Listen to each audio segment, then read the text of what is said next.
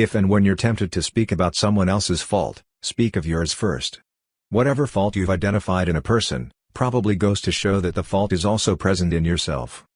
All the prayers you've been making, the dreams you've been wanting so badly, trust the Almighty because He has got it under control.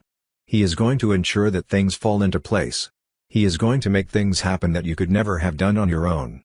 If you're constantly edgy, always complaining about the slightest thing, low on tolerance and upset with people around you, be wary. These are signs of weak faith. Patience and tolerance are the hallmarks of a believer. Life is such that there'll be happiness and sadness. Keep moving even when things are not going your way, even when you're hurting, because you'll never know what is waiting for you round the corner. The Almighty works His miracles in the most unexpected ways. It's important to know when to let go.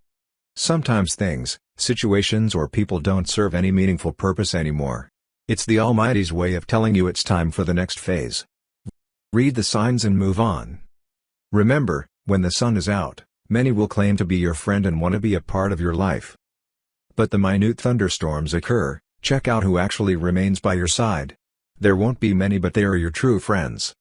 You've been spending hours in worship, and no matter how much you've been asking, there seems to be no response. Don't get frustrated or impatient.